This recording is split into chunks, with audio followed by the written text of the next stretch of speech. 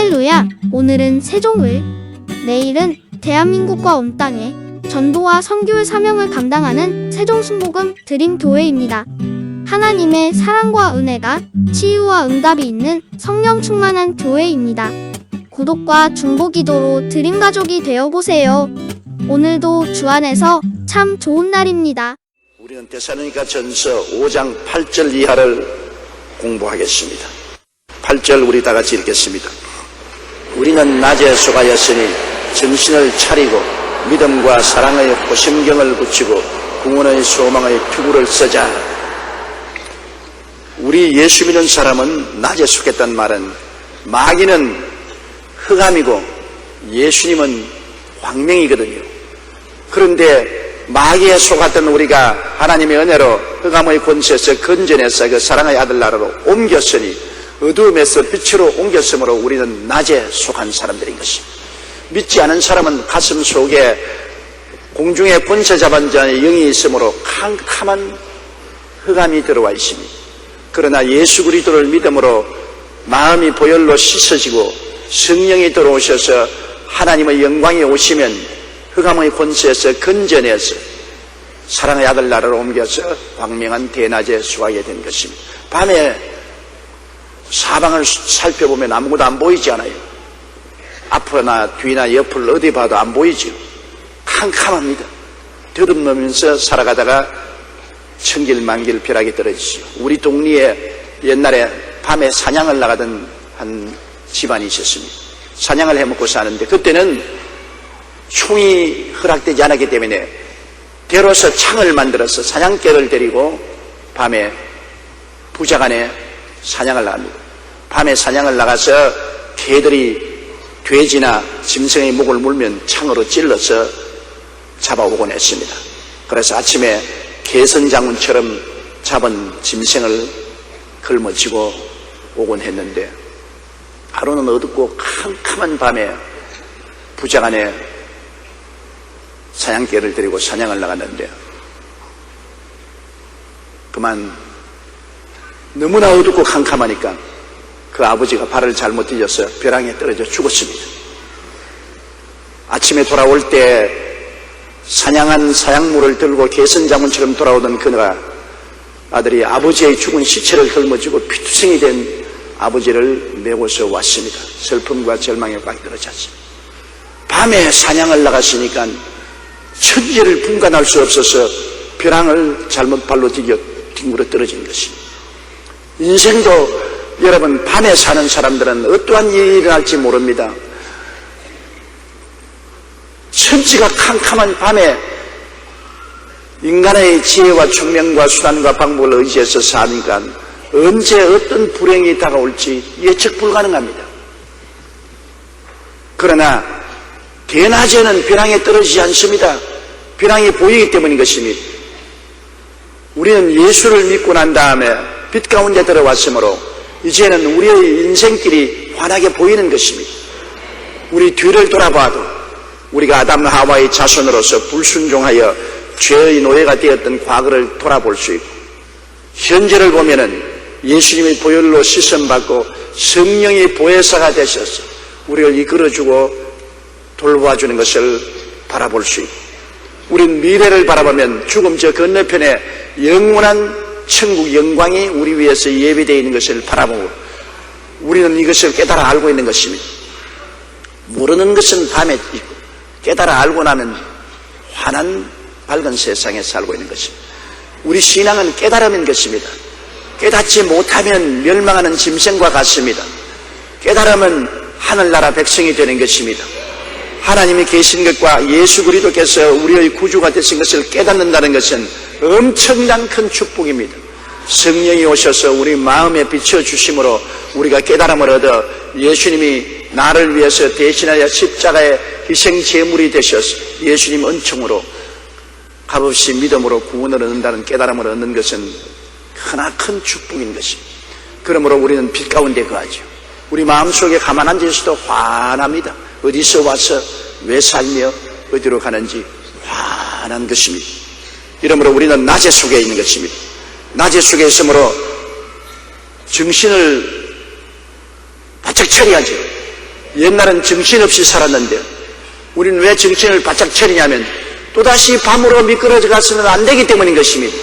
내가 하나님의 은총으로 예수를 믿고 구원을 받아 천국 백성이 되고 나라에 속였는데 또 잘못해가지고서 미혹을 받아 마음속에 세상 사랑이 들어와서 주님과 거리를 두고 멀리 떠나가서 나중에 또 밤 세력에 잡히면 어떻게 하겠습니까? 조그마한 거리가 나중에 점점 커집니다. 어떤 남녀가 굉장히 사랑을 했는데 둘이가 걸어가면서 실개천을 사이에 두고 걸어갔습니다. 조그마한 실개천이니까 둘이가 손을 잡고서 실개천을 사이에 두고 걸었는데 걸어가면 걸어갈수록 실개천이 커져서 도랑이 되니까 이제는 손을 잡지 못하고 손을 놓고서 서로 이야기를 하며 그럽니다. 그 도랑이 점점 커져서 이제는 큰 시냇물이 되니까 큰 소리를 쳐서 서로 이야기를 합니다. 그러다가 강이 되니까 이제는 말이 안 들리니까 서로 쳐다만 보고 서로 걸어가다가 그것이 바다에 이르니까 서로 영영이 떠나버리고 마는 것입니다.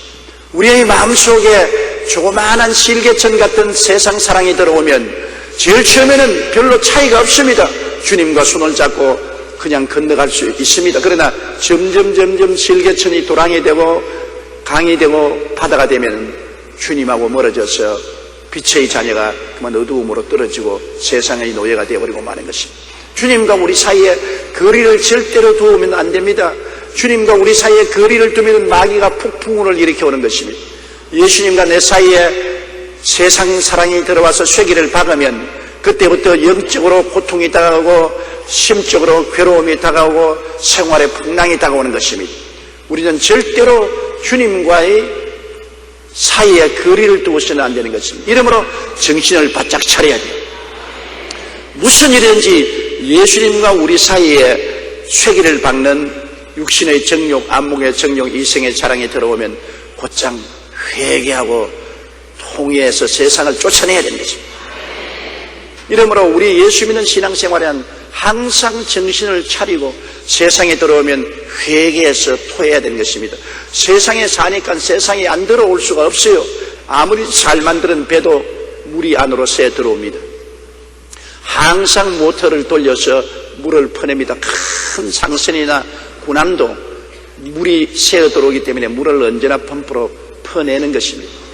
우리가 아무리 신앙이 좋다 해도 세상에 사는 이상 세상이 여기저기서 들어옵니다. 안 들어오는 사람 없어요. 동창회에 가서 들어오고 친구들 모임에 들어오고 여행을 가다가 들어오고 어느 기회를 타고도 세상이 우리 속에 들어와서 자꾸만 예수 그리스도와 우리와의 사이에 거리를 두게 하는 것입니다. 우리 정신을 바짝 차리고 내가 기도하기가 싫어지느냐? 세상이 들어왔구나. 성경 읽기가 싫구나. 세상이 들어왔구나.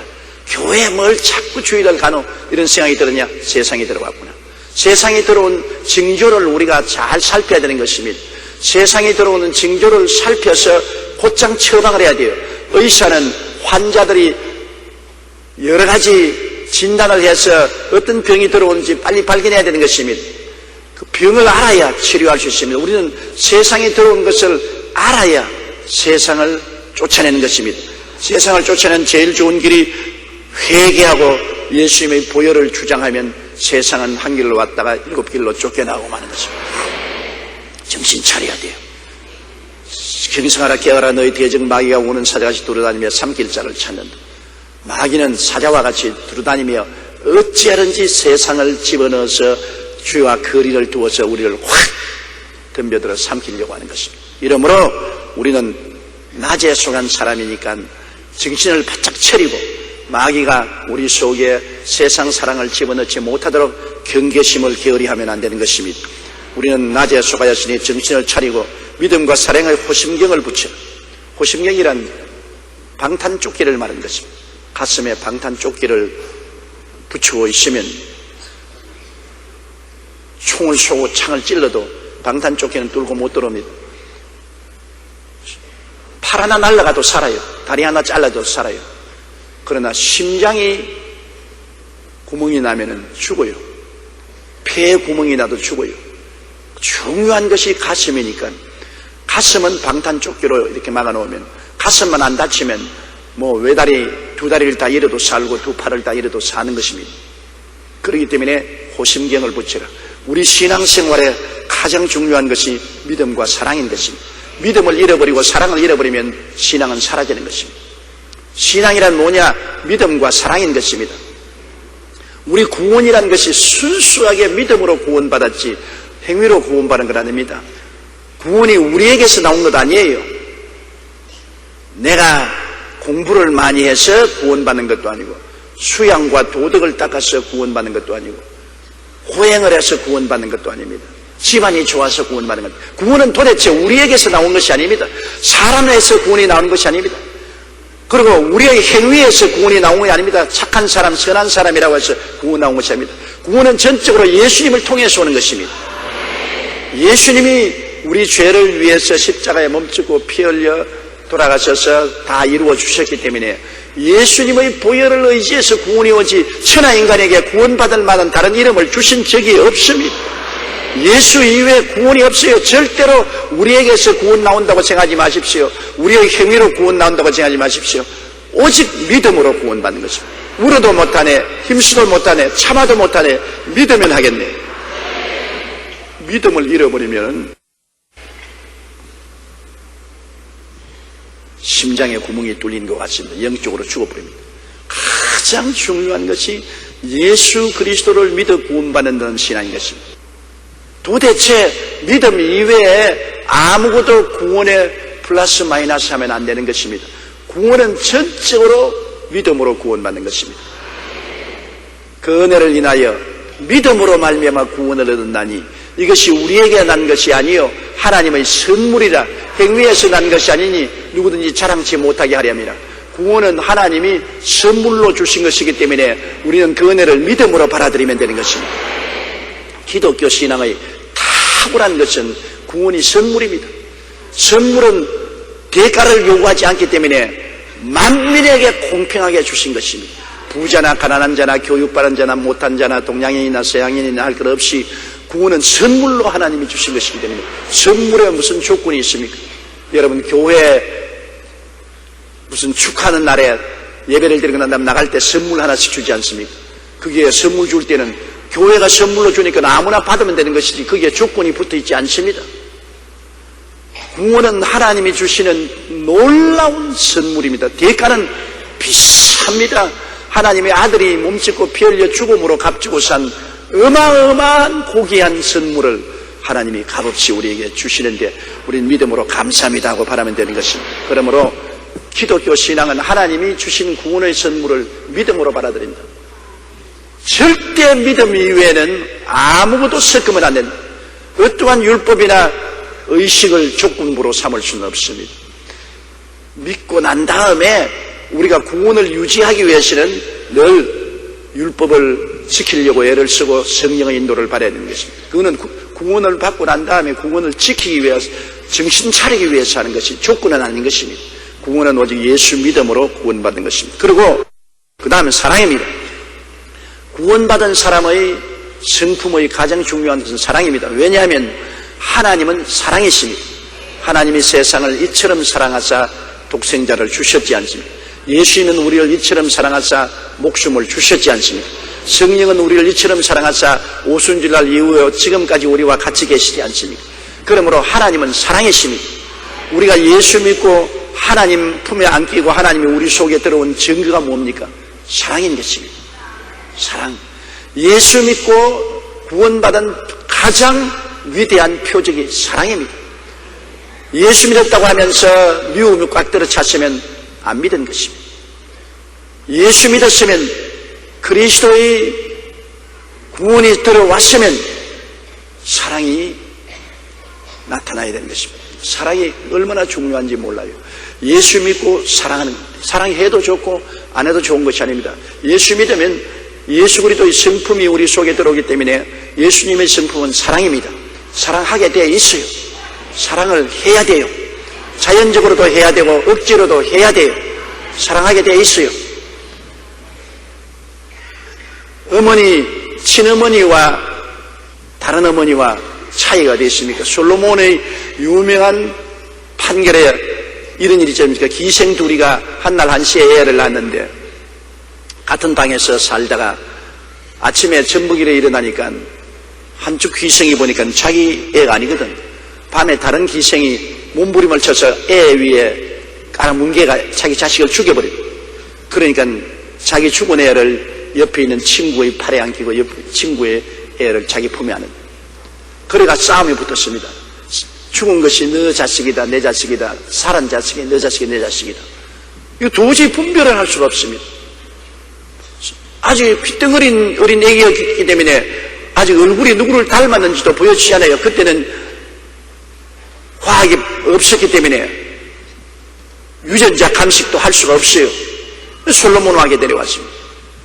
두 여자가 팔을 거치고서 서로 죽은 자식이 너 자식이다. 아니야, 죽은 자식이 너 자식이다. 산 자식이 내 자식이다. 내 자식이다. 의원이 분명합니다. 솔로몬이 뭐라 했습니까? 하나님의 지혜로서 기막힌 판단을 했어. 칼을 가져오너라.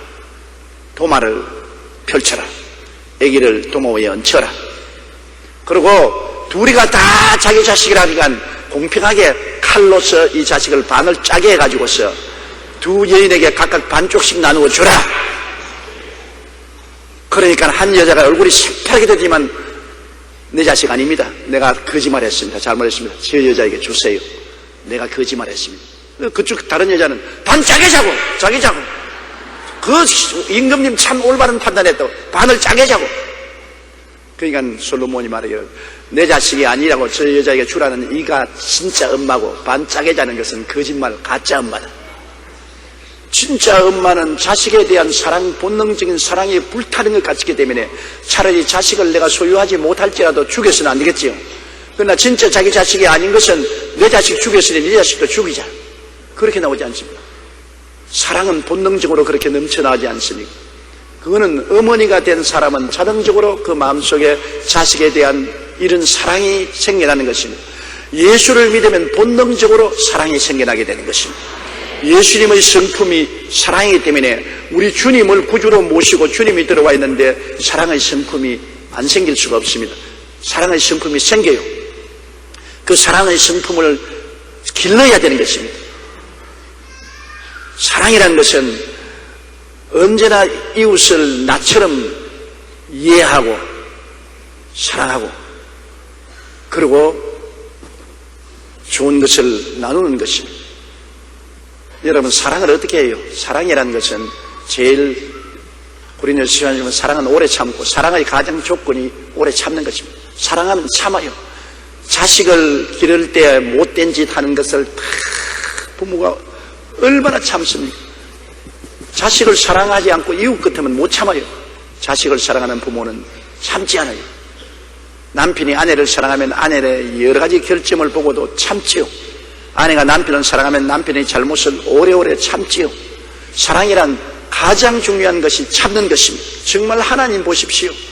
하나님이 인생을 지어놓고 인생이 하나님께 거역하는 죄를 얼마나 짓습니까? 우리 자신의 생애도 우리가 한번 돌이켜보세요. 살아온 세월을 돌이켜볼 때 하나님 앞에 잘한 것은 없고 못한 것밖에 기억이 안 나지 않아요? 얼마나 못되게 굴었어요. 생각으로 말로 행위로 내내 못되게 굴어도 하나님이 오래오래 참으심으로 우리를 버리지 않고 성령으로 우리를 회개시켜 주시고 이끌어 주시는 은혜인 것입니다. 사랑은 참는 것입니다. 그러므로 우리 예수 믿는 사람의 가장 심장과 폐가 뭐냐? 심장이 믿음이라면 사랑은 폐와 같습니다. 그러므로 사랑은 참는 것이기 때문에 우리의 믿음에 인내력이 있어야 돼요. 하나님도 꾸준하게 믿어야 돼요. 한 번에 잘 믿는다고 야단 법석을 하다가 또 그냥 죄 짓고 세상으로 나가고 하는 변화무쌍한 이 신앙은 신앙이라고 볼 수 없어요.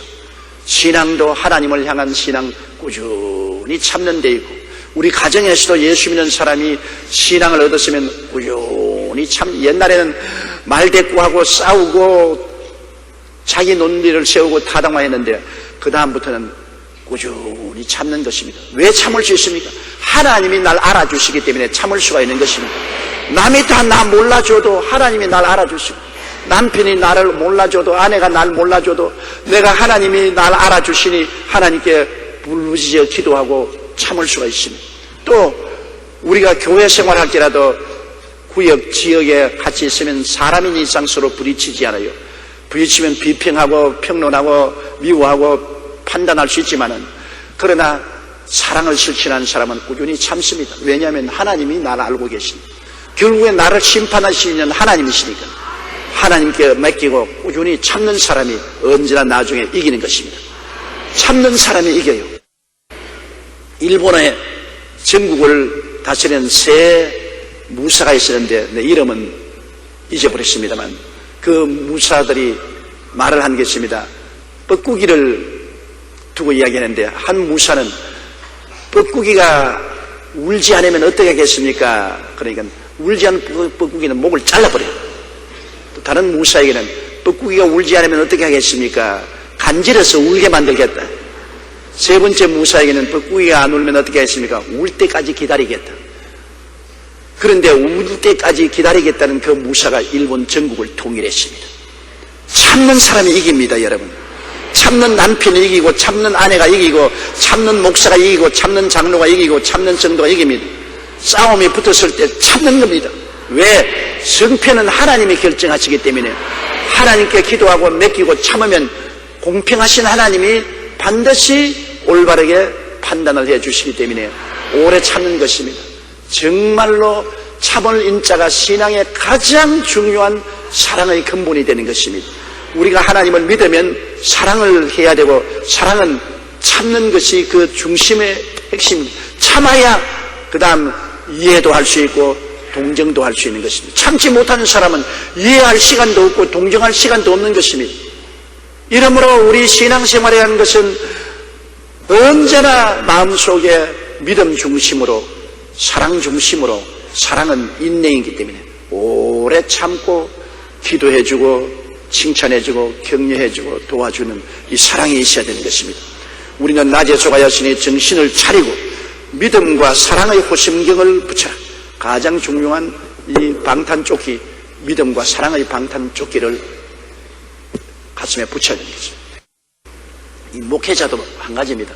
오늘 많은 목사들이 장로들과 싸우고 집사들과 싸우는데 절대로 그거는 목사가 잘못한 겁니다. 왜냐하면 손 위에 사람이 잘못해야 하니까 그렇지 않아요. 목사가 목회를 하자면은 속이 썩어요. 그럼 그 길을 걸어가야 되는 것입니다. 십자가의 길이니까. 그러므로 참아야 돼요. 장로님도 참고, 집사님 모시고도 참고, 성도들 모시고도 자꾸 참고 기도해야지. 그게 내 성격대로 안 된다고 장로 모가지 잘라버려라. 그냥 집사 모가지 잘라버려라. 부인 회장 모가지 잘라라. 권사 회장 모가지 잘라버려라. 그냥 지역장 그냥 착착 자꾸 칼을 쓰면은 나중에는 온 전신에 자기가 칼에 목표가 되는 것입니다. 자르는 것이 제일이 아닙니다. 참는 것이 제일인 것입니다. 참고 사랑해서 변화시키는 이런 역사를 베풀어야 언제나 목사도 올바른 목회를 할 수 있고 가장도 같습니다. 성내는 것이 하나님의 의를 이루지 못합니다. 성내는 것 절대로 하나님의 의를 이루지 못합니다. 이러므로 우리는 마음속에 믿음과 사랑을 지키는 이 방탄조끼를 입어야 되는 거죠. 그리고 구원의 소망의 투구를 서자. 구원의 소망. 우리 사람들은 소망을 가지고 삽니다. 소망이 있어야 살 수 있어요. 소망이 없으면 못 살아요. 소망 없으면 안 돼요. 저는 사람들이 48년 동안 어떻게 목회했냐고 물으면 소망 목회 48년이라고 말했습니다. 예수 그리스도 안에 있는 소망을 저는 설교했습니다. 48년 동안 예수 그리스도 안에 있는 소망을 설교했기 때문에 우리 교회가 세계 최대의 교회가 된 것입니다. 그렇지 않고 교회에 와서 자꾸 교인들을 헐뜯고 정지하고 심판했으면 다 도망치고 말았을 거예요. 소망이 없는데 왜 가요? 그렇잖아요. 무엇 때문에 전철 타고 버스 타고 이 머나먼 여의도길이까지 옵니까? 소망이 있기 때문에 오는 것입니다. 내가 말씀을 들어서 내 문제가 해결되고 하나님의 은총과 축복을 받고 심신의 치료를 얻고 축복을 받을 것이라는 소망이 있기 때문에 오는 것입니다. 소망이 얼마나 중요한지 모릅니다. 이 성경에도 구원의 소망의 투구를 쓰자. 머리에 투구를 쓰는데 머리에는 언제나 소망을 잊지 말라는 것입니다.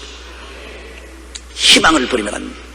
우리 기독교 복음의 가장 위대성은 예수 그리스도를 통해서 우리에게 하나님이 희망을 준 것인 것입니다.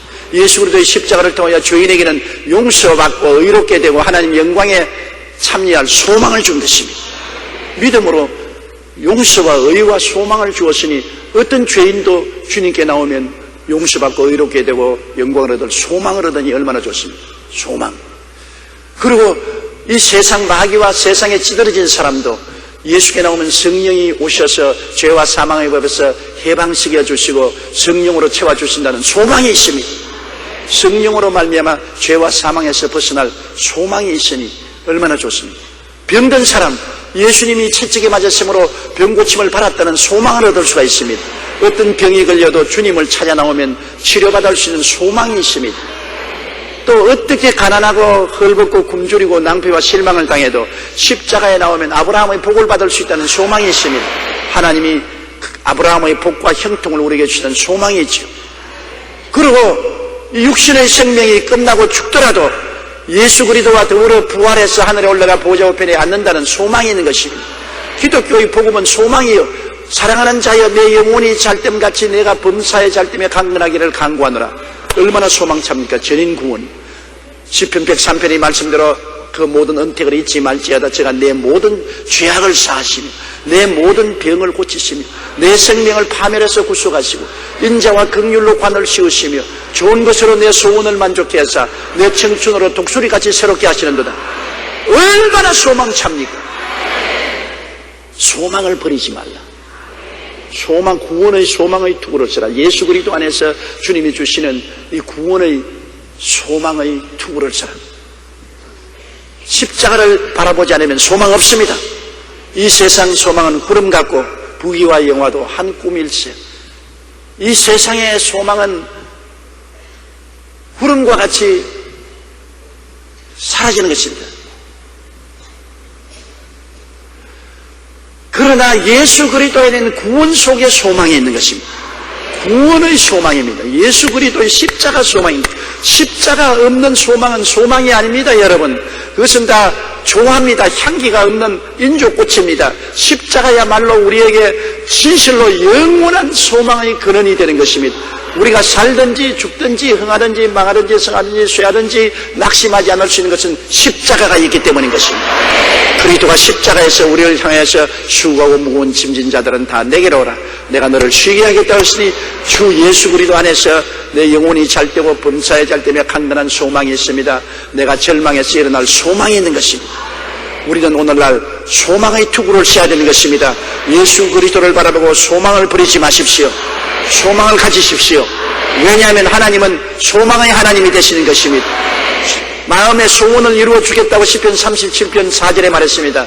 야훼를 기뻐하라. 제가 내 마음의 소원을 이루어 주시리로. 그렇기 때문에 우리는 낮에 소관이 정신을 차리고 믿음과 사랑의 호심경을 붙이고 믿음과 사랑의 방탄조끼를 가지고 그 다음에는 머리에는 구원의 소망의 투구를 쳐라. 구원, 예수 그리스도의 십자가를 통해서 주시는 구원에 대한 소망을 주면은 금세 안심 내세 복락, 금세 안심 내세 복락. 금세도 주님이 같이 가시니 안심이 되고 내세는 끝없는 소망, 소망이 신자입니다. 사람이 소망이 있으면 마음이 긍정적이 되는 것입니다. 희망이 있는데 부정적이 될 때가 있어요. 마음에 십자가를 통한 소망이 있기 때문에 어떤 일이 생겨도 하나님을 사랑하는 자 곧 그 뜻대로 부르심을 입은 자들에게는 모든 것이 합력하여 선을 이루느니라. 하나님은 악을 변하여 선으로 만드신 하나님이기 때문에 나는 하나님께 소망을 둔다. 온 세상에 소망이 없어도 나는 하나님께 소망을 둔다. 내가 캄캄한 골짜기를 지나도 주님이 같이 계셔서 지팡이로 나의 길을 만들어 주시고 막대기로 나를 보호해 주시니 나는 소망을 하나님께 둔다. 예수 믿는 사람은 소망이 있기 때문에 긍정적이고 적극적이고 창조적이 되는 것입니다. 이러므로 예수 믿는 사람이 이 세상에서 어려움을 다 극복하고 머리가 되고 꼴이 되지 않고 위에 있고 아래 내려가지 않고 남에게 구워줄 적을 꾸지 않은 것은 예수 믿는 사람은 굉장히 소망을 가지고 긍정적으로 인생을 살기 때문인 것입니다. 무엇이든지 할 수 있다 하면 된다 해보자. 하나님이 같이 계신다. 긍정적으로 인생을 살기 때문에 예수 믿는 사람들이 인생을 성공하고 살 수 있는 힘이 있는 것입니다. 소망이 힘이니까. 힘이 없으면 물건을 들지 못하잖아요. 힘이 있으면 물건을 들지 않아요. 실험을 해도 힘이 있는 사람이 이기지 않아요. 우리는 마귀와도 이기고 세상과도 이기는 것은 힘이 있습니다. 그 힘이 다른 힘이 아니라 소망의 힘인 것입니다. 예수님의 십자가 구원에 대한 소망의 힘이 있기 때문에 우리는 이기게 되는 것입니다. 이 데살로니가전서 5장 8절은 너무나 귀한 그리스도 복음의 진수를 우리에게 보여주는 것입니다. 예수 믿는 것이 무엇이냐 물으면 믿음과 사랑이요 구원의 소망입니다. 이게 우리 기독교 신앙의 총 집결시켜 놓은 진리입니다. 따라 말씀입니다. 예수 믿는 신앙이란 믿음과 사랑이요 구원의 소망이다. 이게 신앙 전체입니다. 복잡하게 생각하지 마십시오. 예수 그리스도를 믿음으로 구원받고 그리스도의 사랑을 받아서 인내하면서 사는 것이 우리 신앙이고, 우리는 항상 예수 그리스도의 십자가 구원을 깨달아 알아서 머리에 이해를 해서 투구니까 머리에 이해를 해서 소망을 가진다. 이게 기독교 신앙인데, 이대로 살면 신앙을 성공합니다. 이대로 말씀을 깨달아서 전도하면 지역장, 구역장, 1등 지역장, 구역장이 되는 것입니다. 목사들도 한 가지요. 목사들도 다른 잔소리 하지 말고 하나님 말씀을 전가할 때 믿음과 사랑과 구원의 소망을 설교하면 교회가 왜 빕니까? 나는 교회 자리가 비는 것 도저히 생각이 안 돼요. 왜 교회가 텅텅 비어요? 목사님이 말씀을 잘 못 먹이기 때문에 교회가 비지 않아요. 음식점에 요리를 잘하면 음식점에 자리가 없지 않아요. 음식 잘하는 데는 언제나 가면 줄 서야 돼요. 자리 얻기 위해서. 교회도 목사님이 성도들에게 잘 먹이면 왜 빈자리가 생깁니까? 그렇기 때문에 오늘날 목사들이 죽기 아니면 살기로 요리하는데 전력을 기울여서 맛있게 대접을 해야지요. 교인들의 입맛이 착착 붙도록 맛있도록 요리를 해서 대접을 하면 왜 교회 자리가 비어요? 왜 교회가 부흥이 안 돼요? 자꾸 세대의 책임을 돌리고 성도들에게 기도를 적게 한다, 전도를 안 해온다, 그런 책임을 성도들에게 돌리면 안 돼요. 전적인 책임이 주의 종에게 있습니다. 주의 종이 성도들을 잘 먹이면 하지 마라 해도 기도하고, 전도하지 마라 해도 전도하고, 기도하지 마라 해도 기도하고 열심을 냅니다. 왜냐하면 안 믿는 사람 한 두서너 번 데려와도 목사가 그걸 낚아채지 못하면 그 다음에 안 데려옵니다. 데려와봤자 소용이 없다. 그러나 데려오는 자마다 교회 와서 목사님 설교를 듣고 착착 낚아지고 예수를 믿으면 재미가 있어가지고서 또 데리고 와야지, 또 데리고 와야지. 그래야지. 그런 일이 생겨요. 제가 48년의 긴 세월 동안 목회를 하고 온 세계를 돌아다니면서 보니까 교회 부흥은 주의 종이 얼마나 말씀을 맛있게 전하는 자에 딸려 있는 것을 알았었습니다. 성도들에게 책임 전가하면 안 돼요. 주의 종에게 전적 책임이 있는 것입니다. 자, 9절 우리 보십시다. 하나님이 우리를 세우시면 노하심에 이르게 하심이 아니요 오직 우리 주 예수 그리스도로 말미암아 구원을 받게 하시십니다. 하나님이 우리를 부르신 것은 하나님이 우리 심판하려고 부르신 거 아니잖아요. 예수님이 십자가에서 우리 대신해서 심판을 다 바라버리기 때문에 예수님 날개 밑에 들어가면 심판이 없어요. 예수님이 우리 대신 심판 받았는데요, 예수님 날개 밑에 들어가서 주 날개 밑 내가 편히 거하네, 우리는 편히 거할 수가 있는 것입니다. 아무리 하나님의 심판의 폭우가 쏟아져도 예수님의 날개가 우리를 떡 덮고 있어요. 비 오는 날 비가 쏟아져도 암탉이 꾹꾹꾹꾹꾹꾹꾹 하면 병아리가 쫓아와서 엄마 날개 속에 따들어가면 엄마가 품고 있습니다. 물이 엄마 벼슬을 통해서 툭툭툭 흐르고 날개 위에 줄줄줄줄 흘러가도 엄마는 비에 젖어도 새끼는 따뜻하고 평안하고 보송보송하게 비를 피할 수 있는 것입니다. 예수님의 날개 아래 피하고 있으면은 하나님의 진노가 예수 그리스도를 통해서 십자가에서 다 이루어졌기 때문에 그리스도 안에서는 진노가 없는 것입니다. 카나다에서 두 사람 사냥꾼이 사냥을 하러 갔는데 가을에 그냥 억새풀이 굉장히 많이 나 있고 말라 있는데 불이 붙으면 산 전체가 불덩어리는데 갑자기 우 하는 소리가 들리거든요. 보니까 불이 붙어온단 말입니다. 산불이 바람을 타라 붙었는데 그건 도망쳐서는 도저히 피할 수 없습니다. 그러니까 사냥꾼 한 사람은 나무 위에 기어 올라갔어요. 나무 위에 기어 올라가니까 불이 확 떠서 나무를 싹 태워버리니까 그냥 숯구멍이 돼버리고 말았습니다. 그러나 다른 사람은 살아났습니다. 어떻게 살았냐? 막 불이 붙으니까 빨리 라이터를 가지고서 자기 앞에 불을 붙였어요. 그러니까 맞불을 놔서 불이 타는데 탄 자리 안에 쪼그리고 앉아있으니까 불이 와서도 탈 곳이 없으니까 뛰어넘어가 버렸었습니다. 살았어요. 맞불을 붙이는데 여러분, 하나님의 진노의 심판이 올 때 맞불을 붙여서 이미 태워버린 곳이 십자가입니다.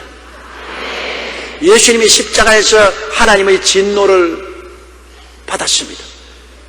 제가 찔리면 우리 허물을 인하며 제가 상하면 우리 죄악을 인함이라. 제가 징계를 받으므로 우리가 평화를 누리고 제가 채찍에 맞으므로 우리가 나음을 입었도다. 우리는 다 같이 그릇 행하여 각기 책임을 갖거늘 야훼께서는 우리 무리의 죄악을 저에게 담당시켰다. 예수님이 우리를 대신해서 하나님의 진노의 불을 받아서 다 태워버렸습니다. 하나님의 심판의 불이 내려와도 태울 곳이 없습니다. 예수 안에 들어와야 삽니다. 개인적으로 지금 우리가 죽어도 심판을 받지 않은 것은 우리는 사망에서 생명으로 옮겨졌습니다. 예수 안에서는 심판이 없고 죽으면 우리 영혼이 하나님 앞에 할렐루야 품 안으로 들어가는 것입니다. 예수 밖에 있는 사람은 자기 일생의 죄를 대신 짊어지고 심판을 받아 음부로 떨어지는 것입니다. 그 죄악을 청산 못하기 때문에, 우리는 예수 안에 청산되었기 때문에 심판받지 않지요. 나중에 7년 환난 임할 때 우리는 7년 환난을 당치 않은 것은 예수님 안에서 이미 심판을 받았기 때문에 7년 환난은 이 땅을 심판할 때이기 때문에 주님은 우리를 심판할 수 없습니다. 우리는 다 예수 그리스도 안에서 공중에 올라가서 7년 환난 동안에 환난을 피하고 나중에 지상 재림할 때 주님과 같이 재림하는 것입니다. 처음은 공중 재림이요, 주님이 공중에서 우리를 불러서 7년 동안 어린 양 혼인잔치를 하는 것이, 7년 심판 지상의 환난 이후에는 주님과 함께 천년 왕국을 세우기 위해서 지상 강림하는 것입니다. 그러므로 하나님이 우리를 부르시면 우리에게 진노를 하시기 위한 것이 아니라 예수로 말미암아 구원을 얻기 위한 것입니다. 따라 말씀. 하나님이 우리를 세우시면 노하심에 이르게 하심이 아니요 오직 우리 주 예수 그리스도로 말미암아 구원을 받게 하심이라. 할렐루야. 우리 하나님께 한번 박수하십시다.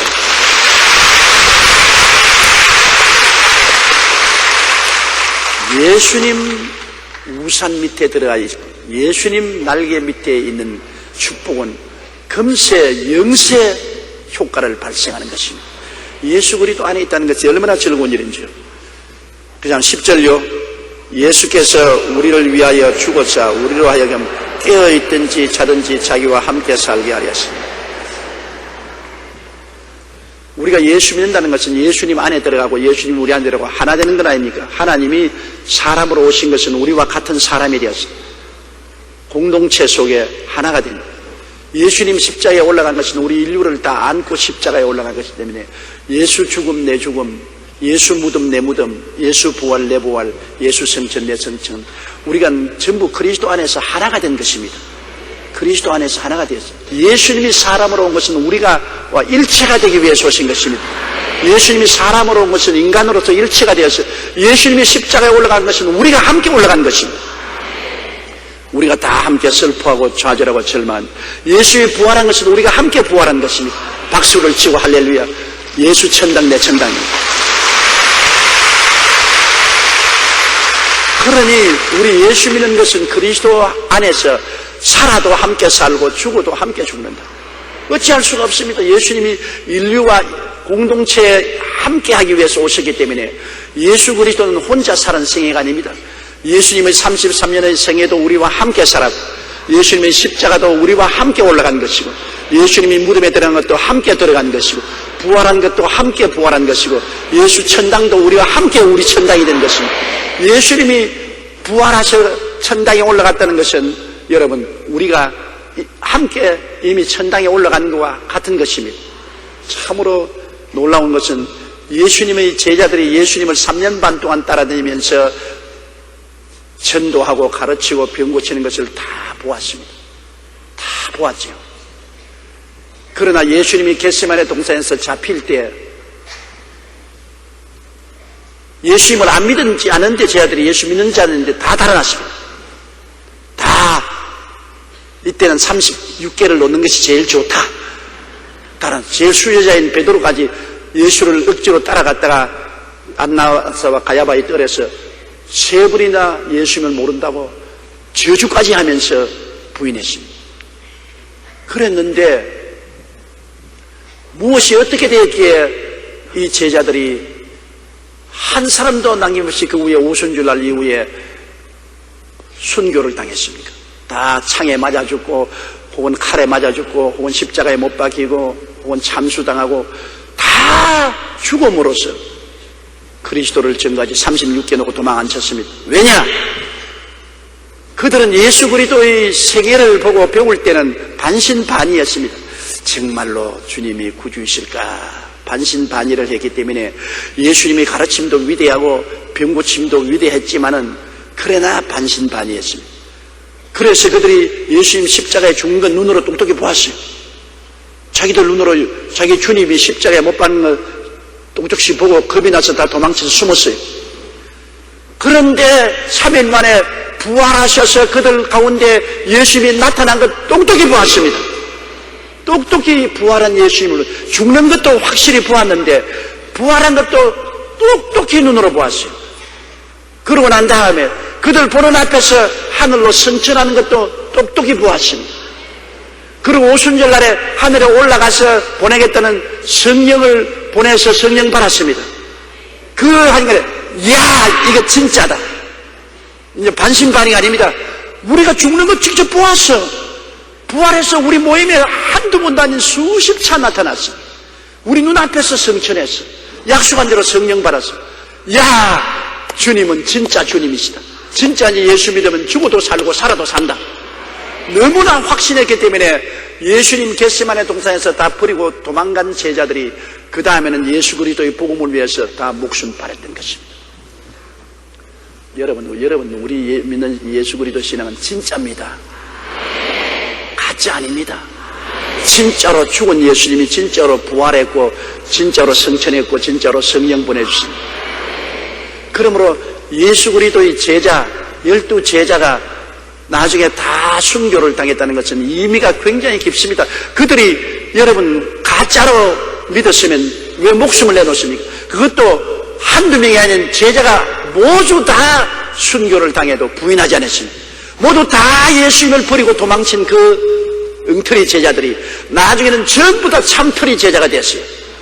왜냐? 자기 눈으로 보았으니까. 죽는 거 확실히 보았어.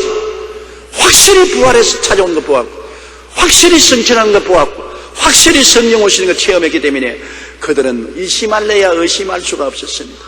그래서 그들은 정말 예수 믿으면 죽어도 살고 살아서 예수 믿으면 죽지 않는다. 그렇기 때문에 사나 죽거나 주님과 함께 산다. 그들은 순교할 수 있었던 것입니다. 여러분 우리가 믿는 예수님은 가짜가 아닙니다. 예수님은 우리와 함께 사람이 되오셨고 우리는 그리스도와 함께 죽고 장사지고 함께 부활했기 때문에 우리는 살아서 예수 믿고 주님과 같이 하고 죽어도 주님 계신 천당에 올라갑니다. 우리는 죽어서 흙으로 돌아가 버리고 아무것도 없이 사라지는 건 아닙니다. 확실하게 천당 갑니다. 우리 여기 살아있는 이 현실보다도 더 뚜렷하게 천당에 가는 것이니까 걱정하지 말라고요. 예수께서 우리를 위하여 죽어서 우리로 하여금 깨어있든지 자든지 자기와 함께 하려 하셨느니라. 옆에 계신 분들에게 예수님이 당신과 같이 계십니다. 그렇게 인사하십니다.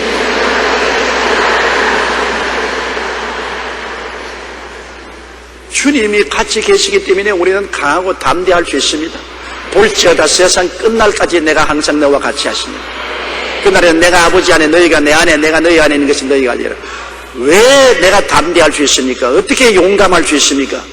그것은 예수님이 같이 하기 때문에 용감하고 담대할 수 있습니다. 나는 옛날에 우리 어머니하고 시골에 살 때 돈 버는 법을 내가 알았어요. 시골에는 우리 집하고 화장실이 굉장히 멀지 않아요. 시골에는 집과 화장실은 멀수록 좋다고 옛날에 가요. 사돈과 화장실은 멀수록 좋다고. 화장실이 멀리 있기 때문에 어머님이 밤에 화장실 가시려면 나를 깨우신다고요. 용기야 용기야 나 화장실 간 데 따라오느라. 사실은 짐승이 와도 내가 어린아이가 따라가서 무슨 도움이 됩니까? 그러면 내가 어머니 보고 돈